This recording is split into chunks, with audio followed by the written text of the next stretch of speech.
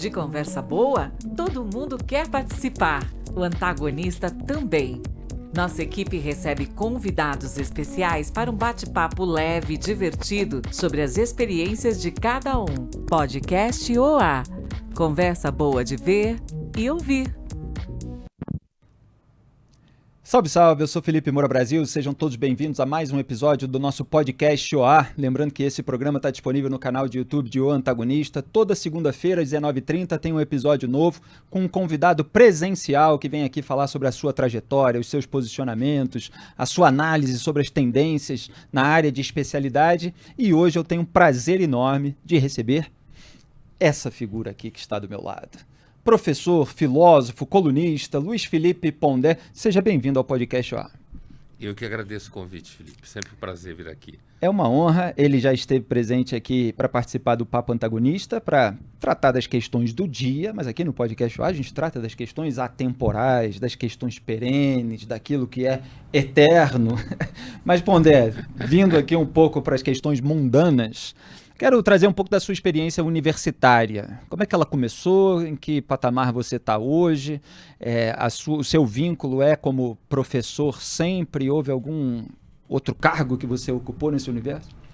Olha, primeiro a minha carreira como estudante na universidade, ela foi um pouco intempestiva, digamos assim, porque a época era muito comum, ainda existe, mas é quando começou a aparecer os tais testes vocacionais. Uhum. E eu fiz um deles, todo mundo fez, e a psicóloga então falou que eu tinha vocação para a área de biológicas. Nossa. E a área de humanas. E ela virou para mim e falou o seguinte: olha, a sua família é família de médicos. Meu avô era médico, meu pai era médico, a minha irmã mais velha já era estudante de medicina. Muito parecido com o meu caso. Então, e aí eu fui para medicina. Eu fui para medicina porque ela falou assim: olha, você faz medicina, depois você faz o que quiser, né? Eu fui para medicina, aí logo no primeiro ano eu fiquei em dúvida e tal, aí fui para Israel, fui morar no kibbutz. Né? Temos histórias para esmiuçar nesse episódio, aguardem. Quando eu voltei, eu decidi que eu ia fazer história. Aí eu prestei história. Se rebelou contra o teste vocacional.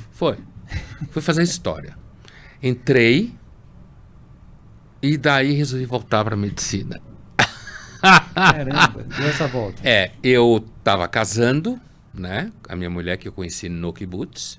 Tô sabendo. E aí voltei para medicina. E fiquei na medicina até o 5º ano.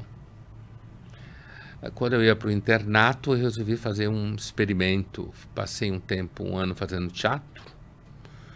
E decidi fazer o experimento, tranquei. A psicanálise que eu já estudava desde que eu voltei de Israel, é importante falar, o Freud, é que acabou me levando para a filosofia.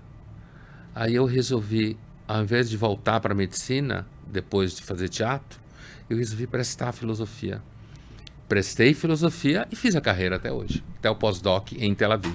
Então, peraí, teve medicina, história, teatro, filosofia... História eu entrei, mas nunca cursei. Sim. Só prestei o vestibular e passei. Mas quer dizer, havia aquela inquietude, aquele tumulto de qual caminho seguir. Exatamente. Porque a gente escolhe muito jovem no Brasil, eu sei como é que é, eu fiz 2 anos de engenharia antes de mudar para comunicação. Também dei umas voltas aí, e até na área da comunicação, o universo é gigantesco, você fica pensando para onde que você vai e tal. Foi uma das áreas que eu cogitei, foi comunicação. Eu cogitei fazer comunicação e prestei filosofia. Mas eu cogitei jornalismo. E a filosofia dá uma bagagem intelectual talvez até maior do ponto de vista universitário, do curso. Sem dúvida nenhuma, é um curso... Para quem, como você, provavelmente já tinha uma aptidão para ler e para escrever com alguma facilidade, de repente fazer um estudo mais aprofundado numa área dá uma base maior, né? Porque a área de jornalismo é aquela coisa... Quem é que falava? Um daqueles mineiros lá da turma do... falava que o jornalista ele sabe falar 3 minutos sobre qualquer assunto. Era um jornalista. Depois, da turma do Fernando Sabino, tinha o outro que era o... uns 4 ali, né, daqueles livros que eles... Depois eu vou me lembrar quem é que tinha essa frase.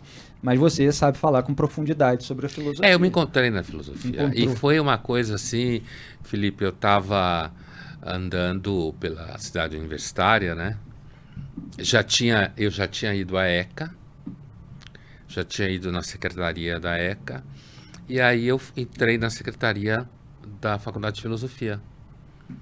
Pedi a lista de disciplinas. Quando eu peguei a lista de disciplinas, eu falei, não, é aqui que eu vou ficar. E aí fiquei. Fiquei na filosofia.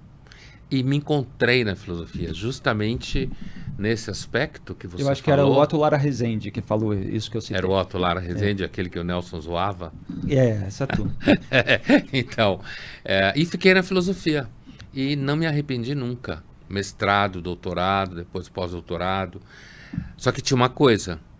Quando eu estava ainda no primeiro ou segundo ano de filosofia, eu era um leitor de jornal já, porque peguei o hábito do meu pai, que lia jornal todo dia, né? Meu pai tinha uma frase que ele dizia assim, quando duas pessoas civilizadas se encontram, uma pergunta para a outra, que livro você está lendo? Né? Hoje em dia é um insulto aqui no Brasil, você perguntar que livro, você constrange a pessoa. Claro, assim, é um assédio moral. Exatamente. E aí eu já lia jornal e eu era assíduo leitor do Paulo Francis na Ilustrada. Mais para frente ele foi para o Estadão, né? Já gostava de um rebelde? Já gostava, exatamente. E aí eu lembro que eu pensava, eu formado já em filosofia, já pensava em dar aula, porque eu dei aula de inglês uma época importante, porque eu casei, tive filho, tinha que pagar conta. E eu falava bem inglês, eu dei aula, descobri que gostava de dar aula, assim, né? E eu dizia, eu vou escrever aqui na Ilustrada. Esse era o meu objetivo. Exatamente esse. Era tanto escrever na Ilustrada, quanto fazer carreira acadêmica. Porque eu entendia que quando eu decidi para a filosofia, depois daquele trajeto todo, indo o risco do cacete, imagine, 5º ano de medicina. 5º ano de medicina e largar é complicado. Então. Tem a pressão familiar também. E assim, a minha família é de médicos, né? Meu filho caiu na maldição também, mas assim, ele não escapou também. Mas todos os médicos da minha família, inclusive meu filho, sempre foram médicos apaixonados pelas humanas. Sempre. Todos eles. Né? E eu fui para as humanas, digamos assim, larguei a medicina, mas eu já entendia que eu queria fazer debate público. Entende? Eu não queria só dar aula. Por isso que eu pensava, não, eu tenho que ir para o jornal. Tem que ir para o jornal para entrar nas polêmicas. Exatamente. E lendo Paulo Francis, eu aprendi a fazer polêmica, né? Um pouquinho. Exatamente. Sabe que tem uma música do Paulinho da Viola que eu gosto muito, que é 14 anos. E ele fala assim, tinha eu 14 anos de idade quando meu pai me chamou. Perguntou-me se eu queria estudar filosofia, medicina ou engenharia. Tinha eu que ser doutor. Mas a minha aspiração era ter um violão para me tornar sambista. Ele então me aconselhou, sambista não tem valor nessa terra de doutor. E ele fala, e seu doutor, o meu pai tinha razão. Mas é o Paulinho da Viola, tá aí com mais de 80 anos, um baita sucesso e tal. Quer dizer, tinha uma pressão para que fosse doutor, mas escolheu aquilo que era a vocação dele, teimou um pouco naquilo, perseverou. Eu acho curioso, porque a filosofia naquele momento ainda era vista como algo de doutor, de medicina e engenharia. E na nossa época a gente não vê isso. A filosofia é uma coisa apartada, até como letras, como a comunicação mesmo. Humanas. Humanas. É aquela coisa do pessoal que não quer trabalhar. Que acho que só fuma maconha. O Domingos de Oliveira, que teve aquele filme Separações, eu acho que foi nesse que ele falou assim, artista é esse negócio que eu inventei para não precisar bater ponto. Tanto que tem a expressão vida de artista, né? Para quem não faz nada, né? Chama de vida. Imagina se artista não faz nada. Mas não dá para dizer que Pondé não faz nada, porque leu muito, escreveu muito. Mas aí, para virar professor, como é que foi o caminho? Então, como eu dizia, eu descobri que eu gostava de dar aula, dando aula de inglês para pagar as contas. Né? Assim eu descobri que eu gostava da relação com o aluno. Né, que eu me divertia passando um conteúdo que eu conhecia. E foi isso mesmo. Hoje eu não tenho muito tempo para dar aula em horário fixo, porque minha agenda é muito louca, E eu dou aula já há muitos anos, tanto na PUC quanto na FAAP.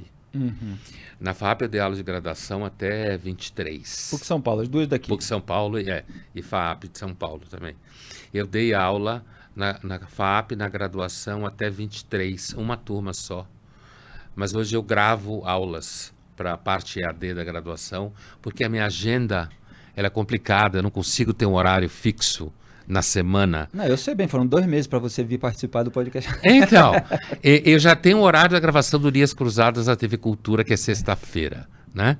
E isso, a semana ficou com 4 dias, digamos assim. Na PUC eu ainda dou aula, porque em 17 eu decidi, eu dava aula já há muitos anos na PUC, no doutorado e no mestrado, minha cadeira era Filosofia da Religião, também sempre adorei dar aula. Nunca tive problema com aluno, nunca fui aquele professor que fica na sala de aula falando mal de aluno, que é muito comum.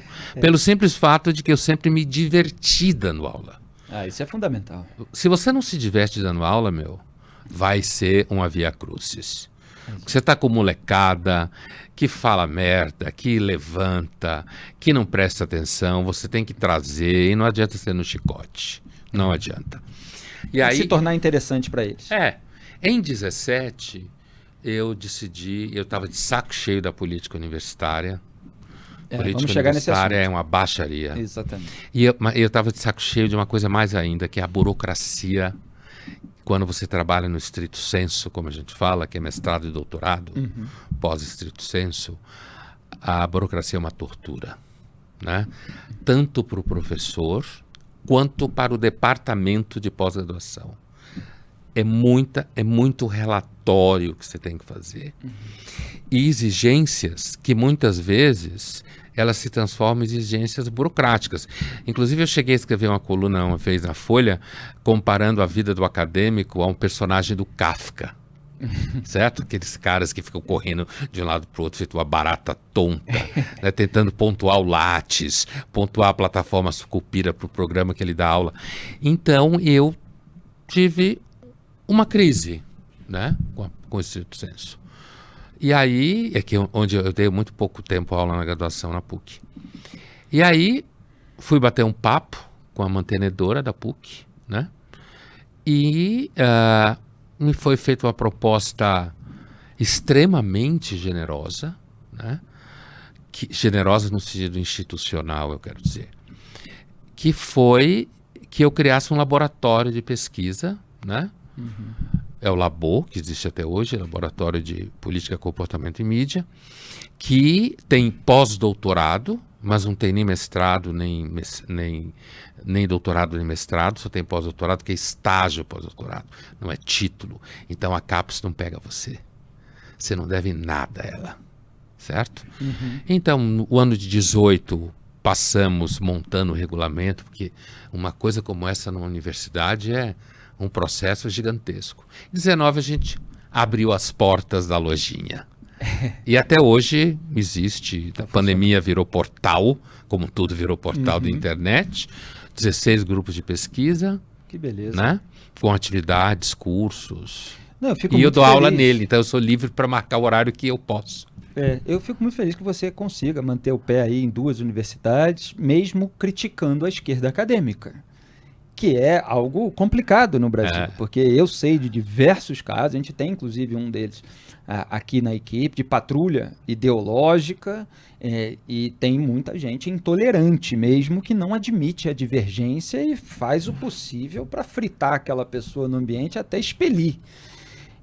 E você fez um vídeo uma vez sobre a esquerda acadêmica.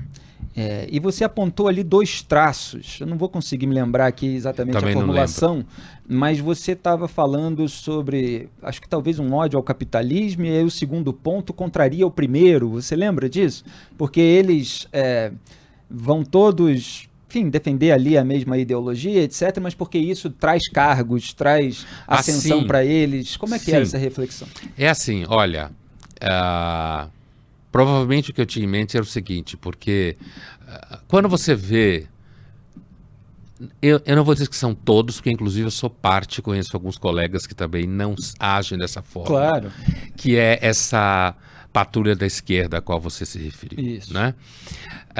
Só que essa patrulha da esquerda, que é de fato intolerante e que de fato faz a cabeça dos alunos, certo? Essa patrulha de esquerda, do ponto de vista, digamos, da dinâmica interna institucional, eles querem poder. E eles querem poder para mandar na instituição, nos colegiados. Né? E esse poder, inclusive, ele será importante, inclusive do ponto de vista de como você vai colonizar as agências de financiamento para bolsas, viagens de congresso, bolsas de professor, pesquisador, mestrado, doutorado, tudo, pós-doutorado. Né? Então, não tem muito dinheiro na academia. Nunca teve. Então a briga fica bem violenta, porque você briga por pouco dinheiro. Né? E o dinheiro, normalmente, o fluxo do dinheiro, não é nem um dinheiro, não se trata de dizer que você vai pôr esse dinheiro no bolso. Não é corrupção, que você quer o poder para pôr o dinheiro no bolso. Não, o poder propicia a você e ao seu grupo a possibilidade de passagens para congresso, de participação em órgãos de financiamento de pesquisa do Estado, da Federação ou do Estado. Facilita você fazer contatos no exterior, fazendo viagens pagas. Facilita alunos seus receberem bolsa de mestrado, de doutorado, de iniciação científica, de pós-doutorado. Entendeu como funciona? Não é uma coisa de, as pessoas estão pondo dinheiro no bolso. Isso não acontece. Não é dessa forma. Agora, a minha experiência na universidade, o que aconteceu é assim, muito antes de eu ir para a mídia, né, para a Folha primeiro, na realidade eu comecei a escrever no Estadão quando eu estava no doutorado na França, na Bolsa Sanduíche. O Mário Sabino me levou para o Estadão. Né? E eu fazia entrevistas com intelectuais, essa foi a proposta. E depois eu passei para a Folha, já de volta aqui. Mas assim, antes de eu entrar na imprensa, então, digamos assim, o primeiro impacto que eu tive antes do problema ideológico, porque o problema ideológico ele foi piorando, né? Ele foi piorando. Nos últimos tempos, foi se radicalizando. Sempre foi todo mundo meio de esquerda, inclusive por conta da história da ditadura no Brasil. Né? O primeiro impacto que eu tive, Felipe, foi um pecado que você não pode cometer na vida universitária, que é ter sala cheia de alunos ouvintes porque adoram sua aula. O pecado do sucesso. Exatamente isso. Esse é o primeiro pecado. Sempre lembra Tom Jobim que no Brasil o sucesso é um insulto pessoal. Ainda mais para militância. Essa frase pega em cheio o problema. Né? Então, esse foi os primeiros, digamos assim, embates que eu tive, porque eu tinha uma sala cheia de aluno, né? E alguns deles eu convivo até hoje, alguns deles estão no laboratório, alguns deles me detestam hoje, não por causa da época, mas por causa das questões políticas. Daquilo que você comenta na mídia. É, isso mesmo. Me odeiam e tal, mas tudo bem. Seja como for. Então, a minha história acadêmica foi essa. Gosto de dar aula, um excelente relacionamento com alunos, muitos orientandos, e isso foi atravessado, pela minha crítica na imprensa, na mídia, à esquerda, aos monopólios. Você vê alguém assim, você vê um professor de universidade que a chance de fazer parte desse consórcio aí é muito grande, falando de ética, de transparência, dá até vontade de dar risada. De diversidade. Dá vontade de dar risada. Eles não toleram a diversidade, esse pessoal da patrulha mais radical, e falam em nome dela. É algo incrível. Isso mesmo. E em relação à filosofia, do conteúdo mesmo das aulas que você dá, dos filósofos cuja obra você gosta de apresentar, tem algum ali que você considera que seja muito importante para entender, para mapear o que está acontecendo na política nesse momento? Eu digo assim, por exemplo, Aristóteles ele tinha a teoria dos discursos, discurso retórico, discurso político, etc.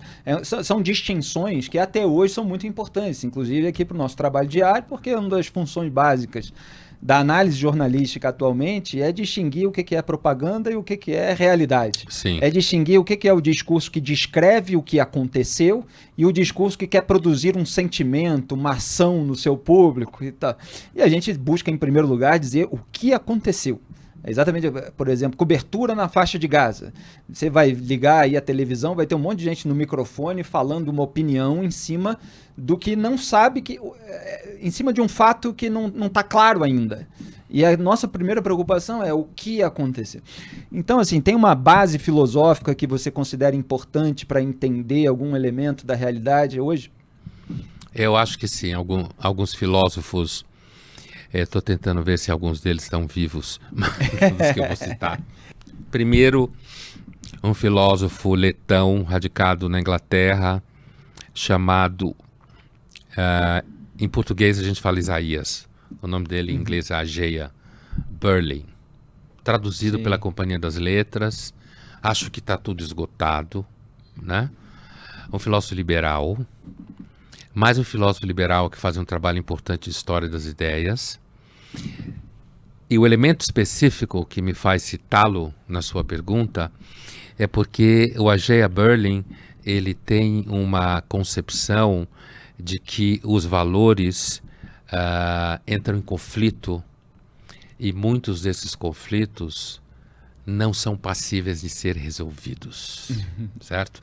Então, ele vai ao Maquiavel buscar as raízes dessa ideia, ele vai ao romantismo alemão buscar as raízes dessa ideia, que é o seguinte: bens podem entrar em conflito com bens. E aí não tem escolha, porque quando você tem que escolher entre bem e mal, como todo mundo gosta de ver filmes sobre nazista, você sabe exatamente quem é o mal, né? Apesar de tem gente que gosta de brincar e relativizar tudo, mas normalmente não é assim. Quando você tem situações como, eu vou dar um exemplo aqui banal, por exemplo, o que é mais importante? Você ser feliz, sozinho, ou você ser capaz de manter uma família funcionando razoavelmente bem? Será que a felicidade é de fato a coisa mais importante na vida? Ou tem coisas como responsabilidade? Eu estou dando exemplos do nosso dia a dia. Claro. A discussão dele é uma discussão filosófica, totalmente sofisticada e tal. Então, essa questão eu acho que é muito importante no Ageia Burling, porque ele tem uma visão liberal que também é diferente daqueles liberais que acreditam que o mercado resolve tudo. Sabe? Que tem esse otimismo de mercado. Não. Sim. O Burling, antes de tudo, um liberal político, né? Da tradição liberal política, que vem desde o Locke e tal. E eu citaria ele. Outro que eu citaria... vamos dizer assim, um antimaniqueísta, entende que há mais seguramente elementos do que luz e treva. E seguramente, quer dizer... Outro dia eu estava aqui no programa falando, inclusive, por exemplo, a gente mostrou um vídeo da Maria Corina Machado, a líder da oposição, Nicolás Maduro, na Venezuela. E eu falei, assim, por refletir sobre um elemento específico, falei assim, olha, eu nem sei se o quanto que eu concordaria com a Corina sobre um monte de outras questões. Fato é que ela é uma líder da resistência democrática à ditadura. A gente quer que a Venezuela volte a ser democracia e a gente possa divergir, eventualmente, de todo mundo que está lutando pela volta da democracia, mas você diverge isso, do bem com bem, né? De pessoas que têm visões diferentes, vamos por aqui ou vamos por ali, etc. Aí você tem uma crítica específica, mas há um momento em que aquele mal ele se encorpa de tal maneira que é preciso combatê-lo. Sim, certo? Inclusive às vezes você tem que se juntar a grupos ou pessoas que normalmente você não o faria. Exatamente. Para poder ter massa, digamos assim, no sentido de massa de manobra, de impacto.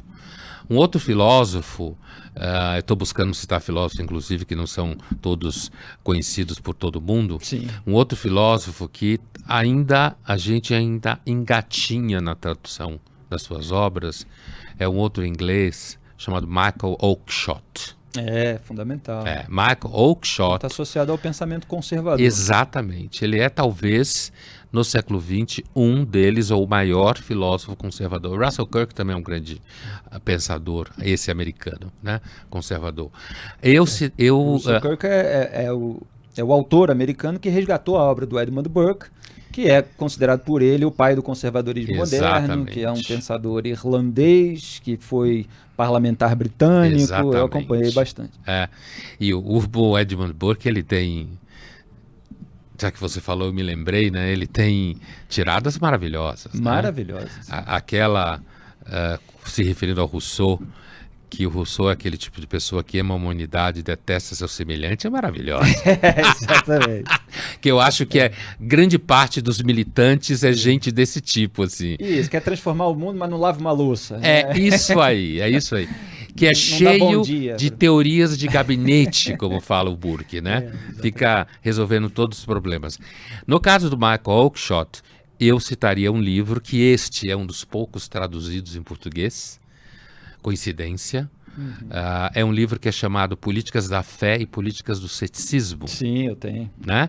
Então, esse livro eu acho que é importante na política hoje, porque ele mostra que toda posição política, quando atinge o que ele chama de seu ponto de nêmesis, né, se transforma num grande pepino, digamos assim. Né? O que é Políticas da Fé no livro dele? É grosso modo o que a gente chamaria dos progressistas. Aqueles que têm fé na política, que acreditam que estão fazendo bem e tal. E qual é o nêmesis deles?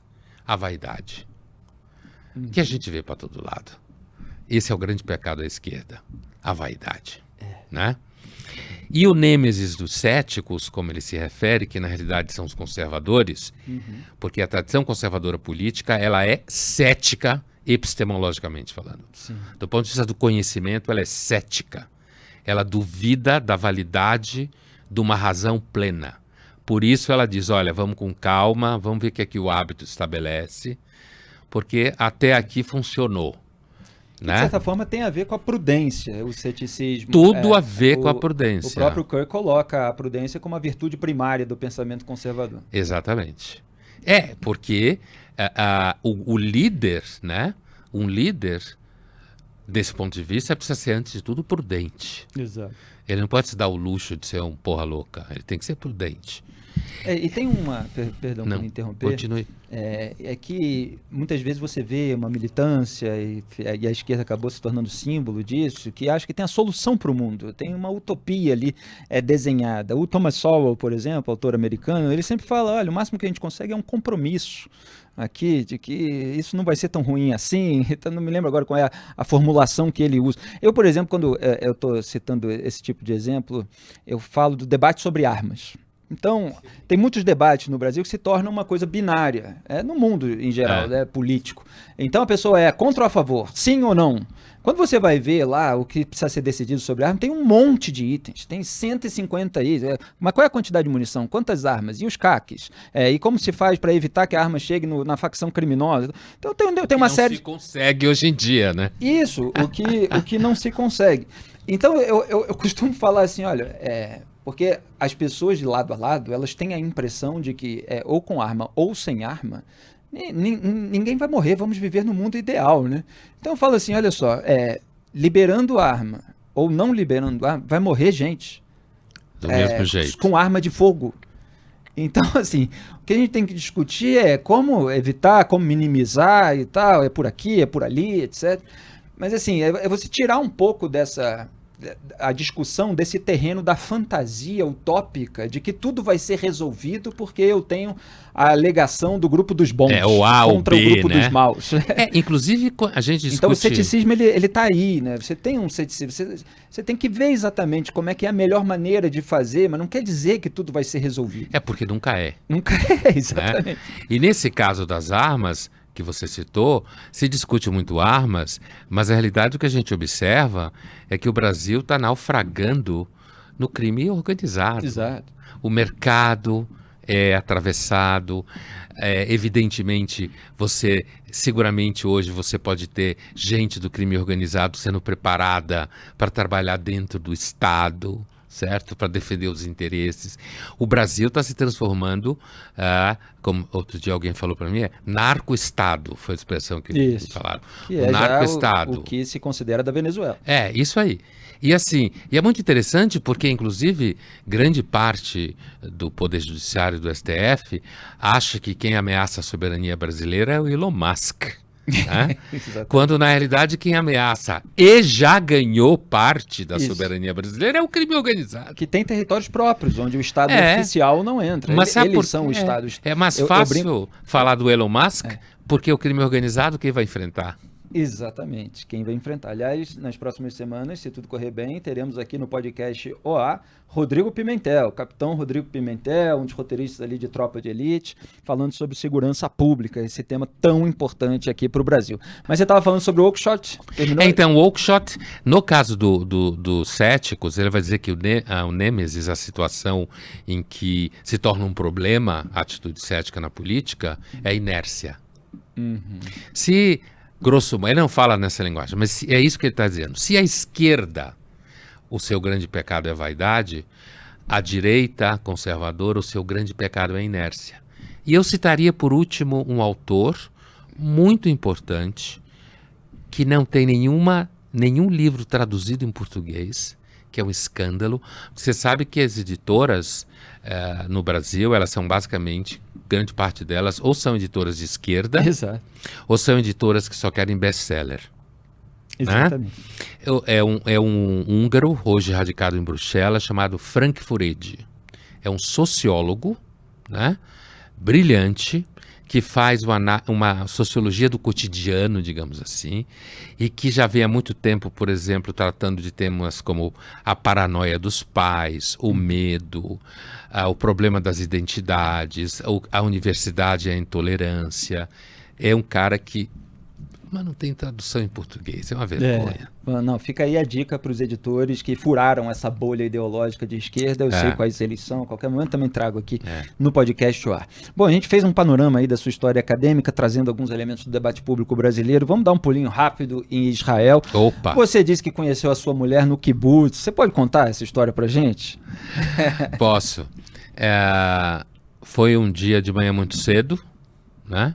Só deixar claro uma coisa, né, que quando o Pondé participou aqui do Papo Antagonista, eu fiz uma abertura que ele morreu de rir, que eu falei que nós fomos juntos para a faixa de Gaza e quem vai junto para a zona de guerra guarda um afeto para sempre. É verdade, a gente foi em maio desse ano. Exatamente, estamos unidos aqui pelo fato de termos ido para a zona de guerra junto de colete à prova de bala. É isso mesmo. E aí que eu sei algumas histórias dele de Israel, mas não em detalhes. Hoje é o momento de contar. Aliás, nessa viagem a gente foi um dia... para perto ali da faixa de Gaza, para aquela área militar ali de Oz, como é que era? Nahalos, exatamente.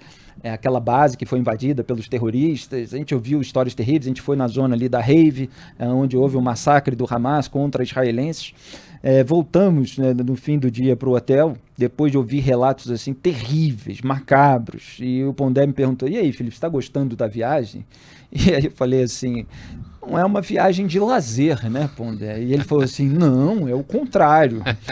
Nós estávamos ali justamente... A trabalho, na verdade. A trabalho, vendo todo o horror. Lá, né? Esse horror do neonazismo de verdade, né? Do extermínio de judeus, de israelenses. Porque aqui se fala nazismo quando se diverge de alguém. A esquerda chama de nazista, de fascista. Qualquer um. E ali a gente estava vendo algo mais próximo, embora o Holocausto tenha sido... E o 7 de outubro de 23, aquilo sim foi uma tentativa de genocídio. Exato. Aquilo. Mas a história, que é uma história light, em comparação a isso tudo, né? Que bom. Morávamos num kibbutz perto de Nahalos, na verdade. Um kibbutz a 7 quilômetros de Gaza, né? Depois nós nos mudamos quando a gente já estava junto, nós nos mudamos para um kibbutz que fica no topo do Golan. Na fronteira da Síria, né? Por acaso a gente morou em 2 lugares bem quentes, mas não foi escolha. Claro que não foi escolha, eu quero ir para lá porque está colado na Síria. Mas hoje enquanto a gente estava no sul, bem ali. Quando a gente estava em Brohail, é o nome do kibbutz, foi um dia de manhã, logo, sei lá, devia ter, sei lá, 2, 3 dias que eu tinha chegado lá. ela já estava lá. No kibbutz, você, na maioria das vezes, você acorda muito cedo. É uma fazenda, né? Principalmente quando você está, como no caso, perto de Gaza, você está ali encostado no deserto de Negev, né? Uma região muito quente, muito seca, né? Claro, irrigação, tudo aquilo que Israel fez. Então a gente acorda muito cedo e eu lembro que eu já estava lá mexendo, a gente estava mexendo, se não me engano, ou era com cebola ou alguma coisa assim, né? De plantação. De plantação. E aparece então essa menina muito brava, né? Brigando com a sua colega de quarto, porque essa colega de quarto não a tinha acordado na hora certa. E, portanto, ela tinha perdido a hora e tinha chegado atrasada no trabalho, o que no kibbutz é um pecado terrível, né? Porque está todo mundo trabalhando e você tem horários fixos e tal. Foi assim que eu a conheci. Já se encantou com a personalidade forte. Então, quem é essa pessoa? Mas eu perguntei para um colega que estava do lado, um amigo, falei, quem é essa menina brava desse jeito? E foi assim, já me encantei com ela, com a brabeza dela. Que maravilha. E você estudou lá em Israel também, não foi? Isso foi depois, né? Isso que eu contei foi em 1980. Certo. Né?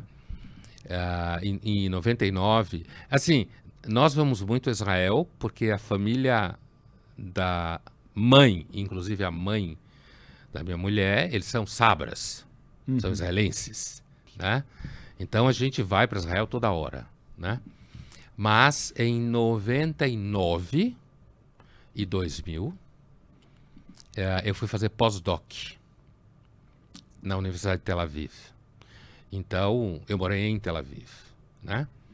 E foi uma experiência muito interessante, porque Israel agora tem sofrido muito por conta dessa guerra, mas Israel é um país, inclusive a Universidade de Tel Aviv, que está num circuito de universidades muito ricas e importantes do debate público, inclusive na área de ciências. Minha área de filosofia, eu fui fazer pós-doc no que a gente chama em filosofia de epistemologia, filosofia da ciência. Né? Esse foi o meu assunto, que virou um livro, está traduzido pela EDUSP, aqui no Brasil.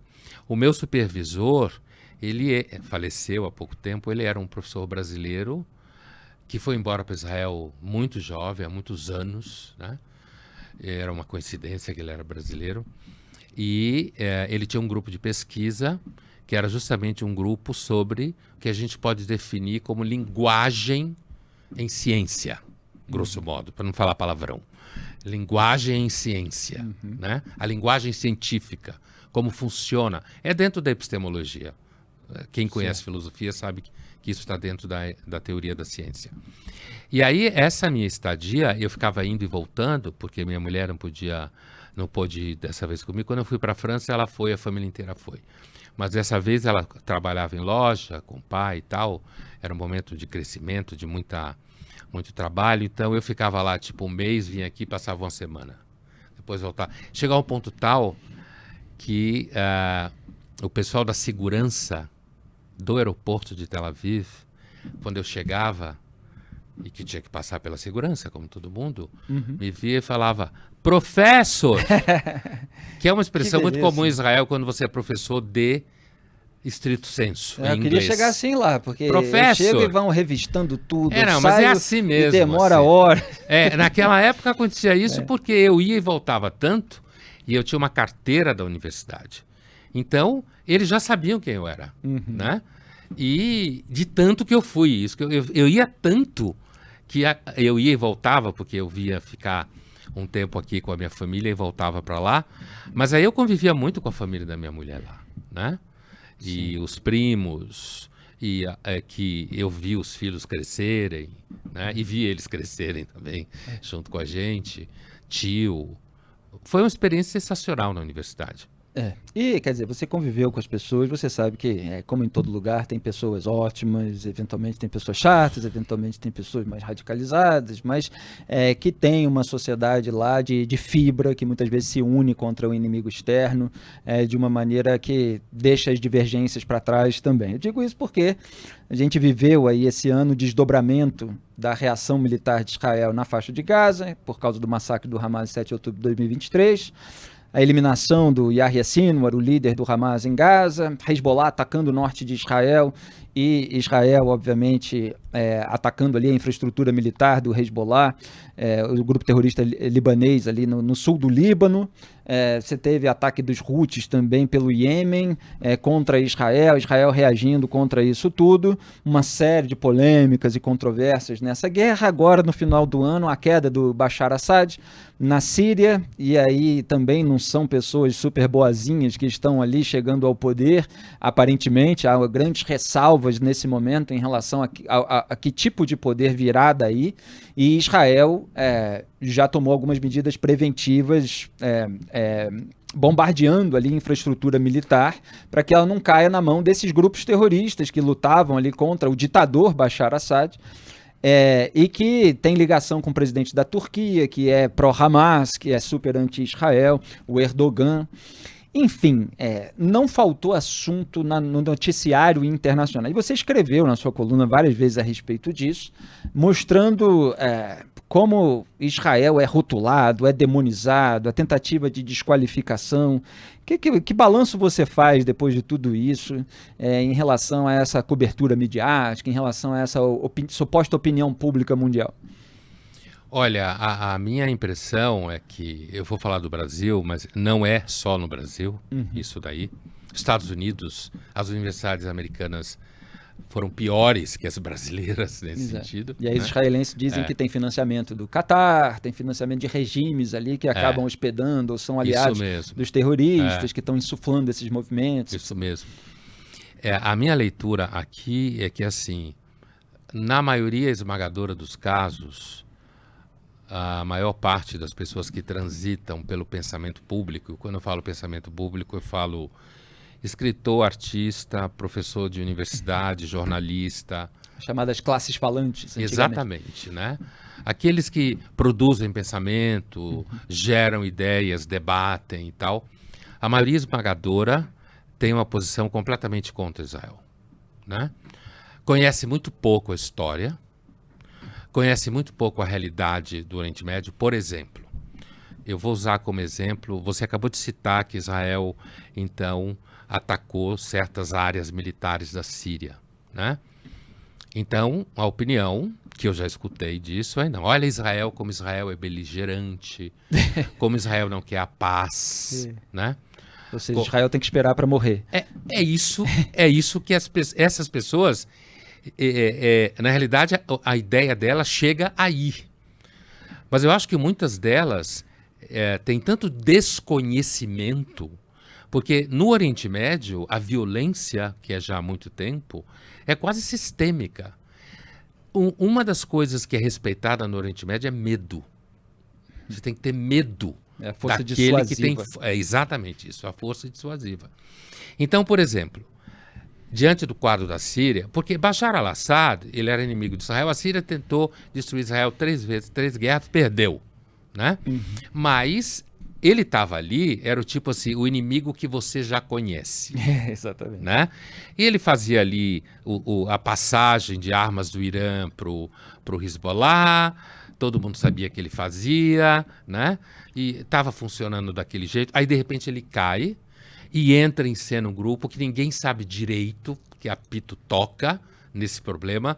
Eu vi um vídeo recente em que uma dessas pessoas, um líder, falava que derrubaram Damasco e o próximo parada era Jerusalém, né?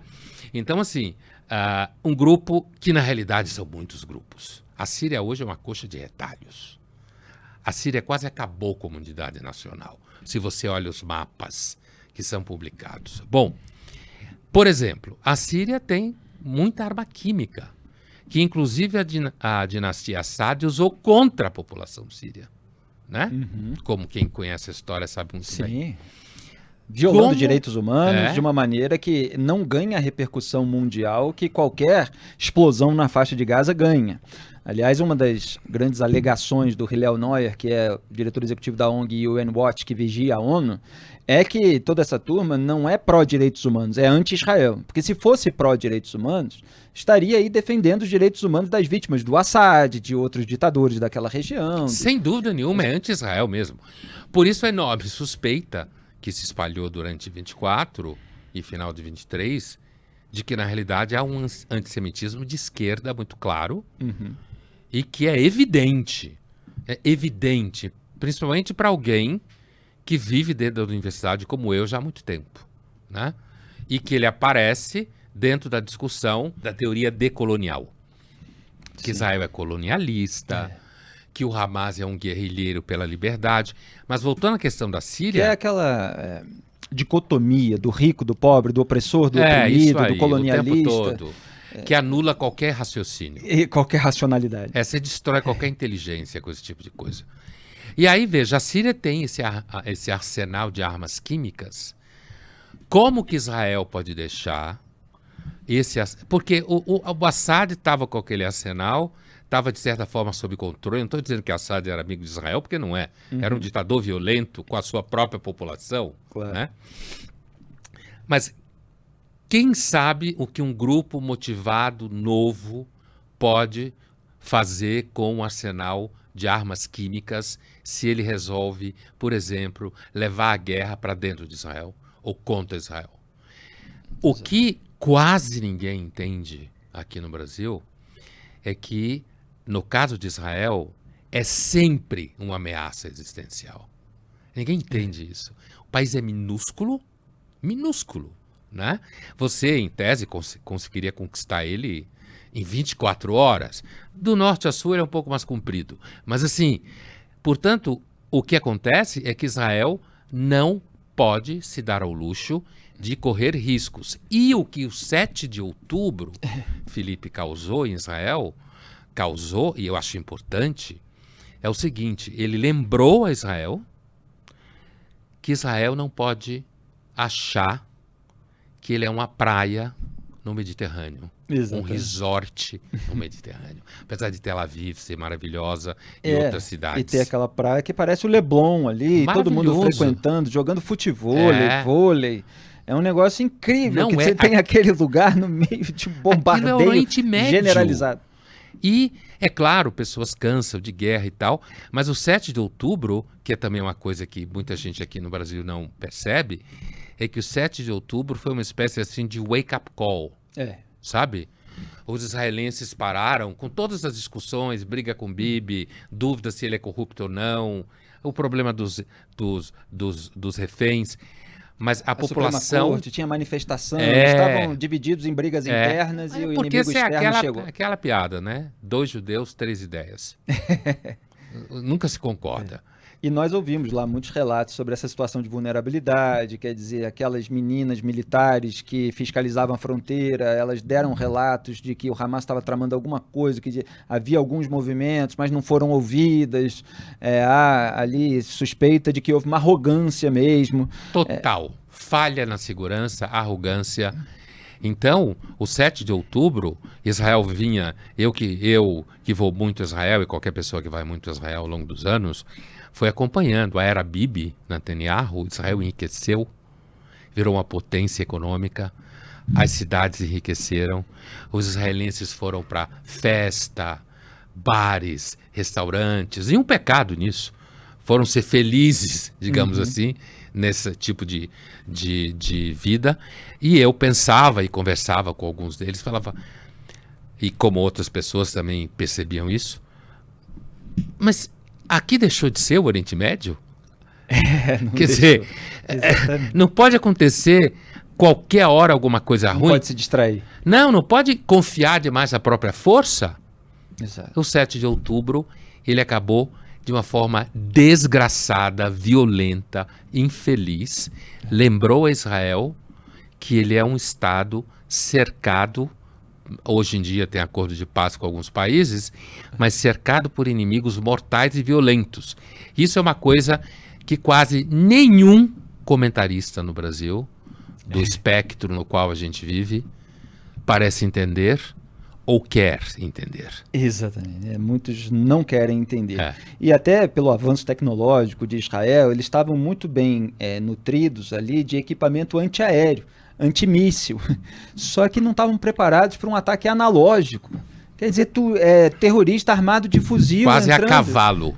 Quase que a cavalo, quase que caminhão. Separando a grade, assim, passando por baixo e tal, entrando no país. Então a gente passeou ali por aquelas estradas, perto da região da Rave, a gente foi nos kibbutz, e a gente vê ali que tem vários abrigos antiaéreos, quer dizer, para proteger do estilhaço. No entanto, o abrigo antiaéreo tem um espaço de porta que nem sequer tem a porta, é um vão. Você entra para se proteger do estilhaço. Se cai um míssil, bate na parede, você está ali dentro, você está protegido. Agora, se entra um terrorista armado de fuzil, ele entra pelo mesmo vão que você. E fuzila todo mundo, como eles fizeram. Como fizeram.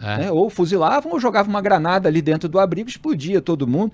Ou pegavam alguns pelos cabelos e levavam como reféns para a faixa de gás. Violentavam mulheres. Violentavam mulheres, exatamente. Então, de fato, esse ataque, acho que plantou uma sementinha lá de que eles não podem... É chocante, inclusive, algumas pessoas aqui no Brasil, inclusive, criticaram isso, como muitos movimentos feministas internacionais não fizeram o mesmo barulho que teriam feito caso tivesse sido outro grupo nacional de mulheres sendo violentadas. Quer dizer, essa crítica foi feita por mulheres feministas, né? De longa data, mas decentes, né? Que entenderam que ali havia, sim, uma agressão às mulheres. Exatamente. Né? A ONU demorou dezenas e dezenas de dias. A ONU deu uma carta branca para o Hamas. Exatamente, para fazer uma notinha pequenininha depois de muita pressão. A ONU é uma vergonha. E a gente viu como esse movimento feminista, que obviamente tem seus méritos de origem, de igualdade, de oportunidades, etc., foi instrumentalizado por uma esquerda anti-Israel, e aí quando as vítimas são mulheres israelenses, se calam. Como eventualmente acontece ser uma vítima mulher de direita, o movimento feminista também se cala. Também se cala. E gente falando, não, a gente não deve fazer negócios com empresa de judeus. Pois é. Essa fala podia ser transportada para a primeira metade do século XX. Veio do governo Lula. Né? Não, o governo Lula... uma catástrofe. Então chegamos aqui no nosso assunto final. Numa série de assuntos, não só nisso. Nesse assunto, uma catástrofe. É um governo que hostilizou parte da sua população, no caso judeus, que é claro que não é a maioria, judeus é a maioria em país nenhum, mas assim, só em Israel, mas assim, hostilizou uma parte da sua população, né? Deixou pessoas da comunidade judaica brasileira com medo. Foi. Quer dizer, você tem as maiores autoridades do país, de certa forma, estimulando um ódio aos judeus, e essas pessoas... eu saio na rua e as pessoas... Essa é a catástrofe. Exatamente essa. Quer dizer, ele ou outras figuras do governo dele ou da diplomacia manifestando-se claramente de uma forma a fazer com que pessoas pudessem entender que atacar algum judeu, alguma coisa assim, estaria justo. Exatamente. Na medida que, inclusive, o próprio presidente da República parece... Ele escolheu um lado, claramente. Né? Escolheu mal, né? E, ao mesmo tempo, quer dizer, retirou o embaixador de Israel, né? Do Brasil, lá de Tel Aviv, onde a capital é Jerusalém, não é Tel Aviv. Mas a maior parte dos países reconhece como Tel Aviv. Retirou o embaixador, quer dizer, é um ato de uma agressão gigantesca, continua dessa forma, ou seja, o PT e o Lula demonstraram claramente um comportamento antissemita. Muito bem, tá aí, é bastante esquadrinhado esse assunto Israel, e aí chegamos ao governo Lula, passamos pelo governo Bolsonaro, agora o Bolsonaro está inelegível, se aventa uma possibilidade de uma candidatura mais para centro-direita em 2026, o Lula tendo alguns problemas de saúde, o que está mexendo aí no tabuleiro, mas tem outras lideranças no campo da esquerda, não tem, o Lula nunca deixou crescer uma para não ameaçá-lo. O que você destaca do que sobrou desses últimos anos de populismo com retórica à esquerda, à direita, com esse binarismo, com esse ódio de um lado contra outro. E, assim, Pondé, a gente, como aponta aqui no jornalismo independente e vigilante de um antagonista, viu sujeira de todos os lados, né? Viu abuso do Supremo Tribunal Federal, viu escândalos no governo do PT, viu escândalos no governo Bolsonaro, e muita gente escolhe um lado e quer apontar só a sujeira do lado do outro. Como é que você vê o Brasil nesse momento? Eu vejo como uma nação cuja maior parte dos seus líderes é gente delinquente. Tá aí um ótimo resumo, conversamos aqui com o Luiz Felipe. É gente delinquente, né? Porque assim, o contrário da virtude aristotélica da prudência. Perfeito. Do líder, gente delinquente. E a inconsequência assim, absoluta. Né? Porque assim, a gente tem Lula versus Bolsonaro, grosso modo, o Lula agora doentado, espero que ele se recupere, né? Então assim, você tem duas figuras que, na falta dos dois, seja lá por que motivo for, inelegível, desistência de concorrer em 26, no caso do Lula, ele talvez venha a desistir, inclusive no momento de pensar que já serviu muito ao país e pode querer aproveitar a vida dele de outro jeito. Ou medo de perder, amarelar. Ou medo de perder a eleição, né, na última hora, que pode perder, né? Então, assim, na saída dos dois da eleição de 26, eu acho que seria uma oportunidade para o Brasil e para os políticos brasileiros que estão aí tentarem reconstruir alguma prática política minimamente razoável dentro do país. Porque o que a gente vive hoje é a polarização que a gente conhece. A gente tem um legislativo que sempre foi fisiológico. Exato. Sempre foi. E a gente está num momento final de ano, mais do que nunca ilustrativo disso, que é a briga por emendas parlamentares. Exatamente. E aí ficam ameaçando os outros poderes, porque se não liberar a grana deles, não fazem mais nada. Não faz arriscam sabotar o país. Exatamente. Não que os outros poderes estejam fazendo coisas boas, mas é que eles estão lá preocupados com o quião deles. Então, assim, então, o legislativo é um legislativo que joga para qualquer lado, né? Fisiológico. Então, portanto, eu diria, não é de se esperar que ele produza nenhuma grande opção no plano executivo, apesar de que, sem o legislativo, ninguém governa. Apesar que a maior parte das pessoas nem lembra quem votou para o Senado ou para a Câmara de Deputados, mas sem o legislativo ninguém governa. Exato. Eu acho que tem um elemento importante na nossa situação hoje, que alguns comentaristas dizem que não é o papel que o STF acabou tendo e tem hoje na política brasileira é porque ele foi demasiadamente acionado, porque como a corte só age quando é acionado. Teoricamente é assim que funciona, né, na magistratura. Mas o fato é que a minha impressão hoje em dia é que quem manda no país é o STF. Essa é a minha impressão, né? Ele tem ali conflitos com o legislativo, porque o legislativo, o STF pode dizer, você não vai receber dinheiro, como já falou com relação a essas emendas, mas o executivo que precisa para governar, o STF não precisa do legislativo para governar. Exatamente, nem do eleitorado, porque eles não é eleito. Não são eleitos, não são eleitos. São nomeados e ficam lá até 75 anos. Então, eles são o poder mais poderoso da República. Já passou de ser uma impressão, já é uma descrição que eles estão mandando no país. Eles mandam desmandando, no país. Censurando, eventualmente. Inclusive, ensaiando e produzindo formas de censura do pensamento. Quer dizer, eu acho que a gente está numa situação hoje clara que, assim, a polarização destruiu opções. Basta pensar o que aconteceu com o Alckmin. Tudo bem que ele virou vice do Lula aos 45 minutos do segundo tempo. Estava aí dizendo que o Lula salvou a democracia.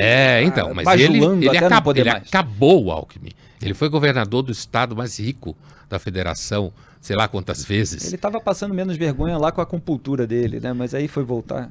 E porque ele ganhou meio voto da última vez que ele foi eleito. Então, você tem uma polarização que daí, desse mato não sai coelho. Eu acho Lula e Bolsonaro duas péssimas opções, né?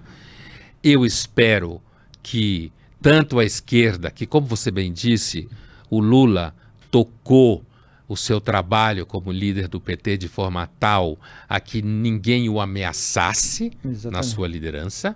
O Bolsonaro tenta fazer a mesma coisa. A mesma coisa. Tenta fazer a mesma coisa. Acho que o Ciro Gomes, inclusive, é óbvio que temos várias críticas ao Ciro em razão de diversos comportamentos, mas foi alguém que o Lula sentiu que poderia ameaçá-lo e ele já foi meio que deixando o Ciro para lá e o Ciro guarda uma certa mágoa disso. Mas enfim, tem outras... Foi deixado de lado, né? E a esquerda acabou abraçando e deixar o Ciro Gomes de fora de qualquer possibilidade. Agora, então o que eu penso é o seguinte, se o Lula e o Bolsonaro ficarem de fora da corrida de 26, a gente talvez tenha a melhor corrida para presidente da República desde 89, ou mesmo a eleição do Fernando Henrique Cardoso. O melhor, eu quero dizer, com opções, né? Que não seja polarizado. Né? Possa com aparecer nuances, pelo menos, com um candidato de centro-esquerda, com um candidato de centro-direita, com outro mais... eu não estou citando o nome de ninguém, mas todo mundo sabe de quem eu estou falando. Exato. Inclusive a esquerda também, que apareçam candidatos à esquerda, que não seja o Lula só, que é um homem que já trabalhou muito, já é um homem de uma certa idade, né? Vai ser o Biden do Brasil. Pois é. Né? É uma situação difícil. Então, eu penso... Não acho, todavia, Felipe, eu não acho que exista ninguém ainda que possa pôr a cabeça para fora e dizer sou eu. Tem gente fazendo isso, mas do ponto de vista eleitoral, eu quero dizer, que tem a cacife eleitoral para poder dizer isso. É porque o Brasil é um país continental e geralmente quem tem essa fama nacional já com muita força é quem já teve algum poder nacional. Então os presidentes que constroem uma máquina de propaganda e têm disponível isso quando são governo, eles deixam isso para os próximos anos e fica difícil substituir. É todo um processo aí de depuração, de reconstrução. Não é simples. Mas está bem resumida aí a sua análise. A gente precisa caminhar para o final. Infelizmente, um papo ótimo com o Luiz Felipe Pondé. Mas eu não queria fechar o programa sem falar um pouquinho desses temas das suas últimas colunas, adolescência, tédio e felicidade. Como é que a gente resume isso em algumas pílulas? A adolescência, que você estava falando ali da perspectiva histórica, sempre existiu, não existiu? Eu sempre ouvia que o Salinger, com o apanhador no campo de centeio, meio que inventou a adolescência. Não foi assim não, Pondé? Olha, de certa forma, sem dúvida nenhuma, ele... é um dos inventores do adolescente mal criado. Mal criado, rebelde. Com a figura do apanhador do campo de centeio, né? O Holden Caulfield. Isso mesmo. Muito divertido. Que, inclusive, a ideia de apanhador do campo de centeio é mínima no livro, né? No sentido de aparecer no livro. Isso, E, no entanto, é o nome do livro. Eu, quando via esse título, quando era moleque, falei, que título esquisito. Do que se trata isso? O apanhador no campo de centeio. É um moleque que tá ali cansado rebelde, da escola. É isso aí, que tem problema, tem nada briga. A ver com centeio. Então, quando eu escrevi na Folha essa coluna, a perspectiva histórica, o que eu queria dizer é que o adolescente é uma figura que foi surgindo à medida que a modernidade foi avançando, quando você criou um espaço de tempo em que ele nem é mais criança, a pessoa, e ainda não assumiu responsabilidades de adultos. Esse espaço de tempo preenchido na melhor das formas, nem sempre, infelizmente. Anda se estendendo esse espaço. Tá chegando aos 40 quase.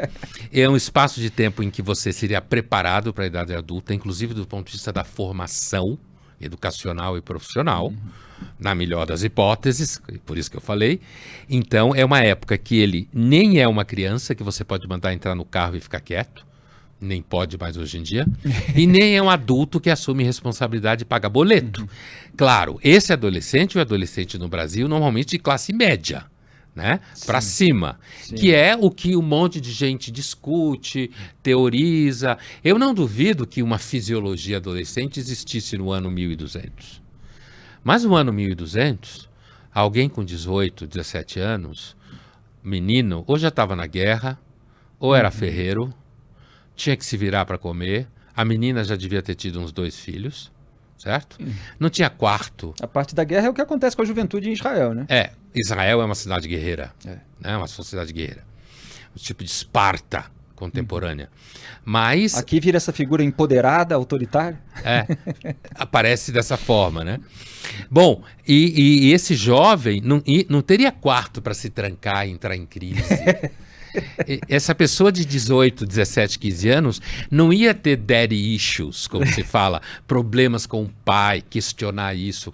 A ideia que o adolescente revolucionário é uma invenção que nem calça jeans, né? Dos anos 60. Então, a minha intenção com essa coluna não é dizer que o adolescente não existe, é dizer que ele tem aquilo que mais se fala dele é uma característica histórica.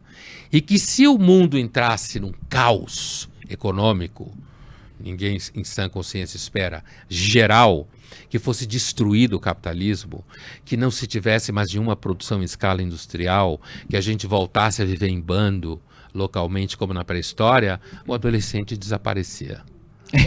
Como se fala hoje.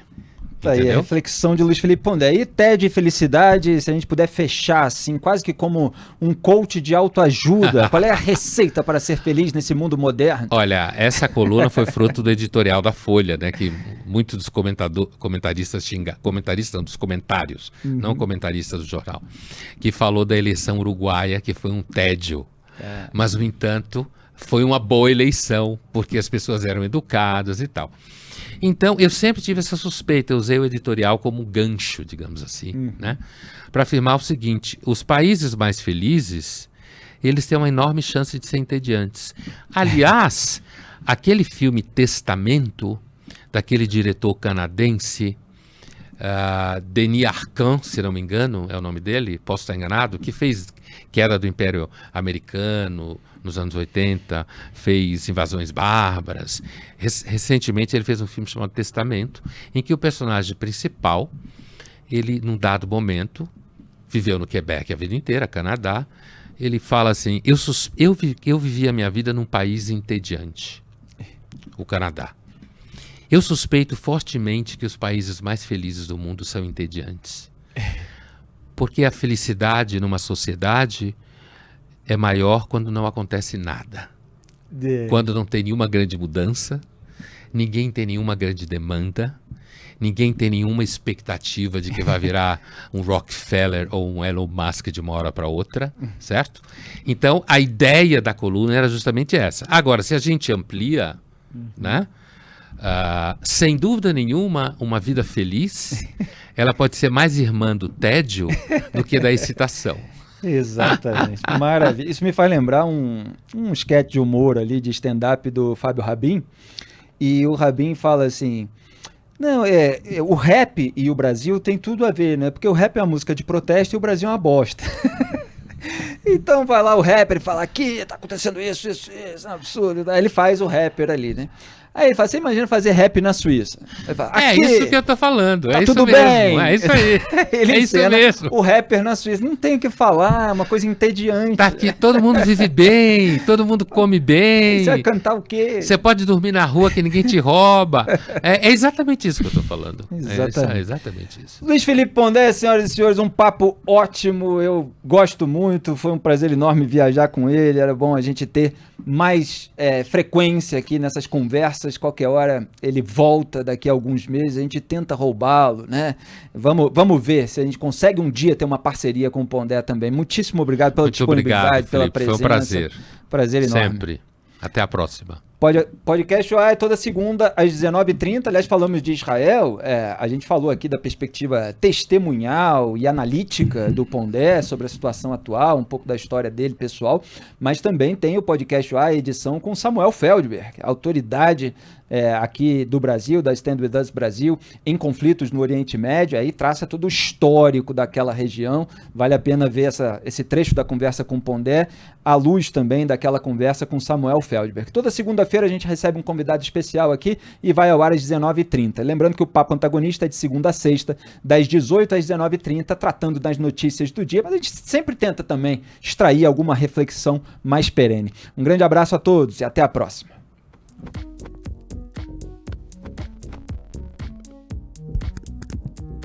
Podcast OA.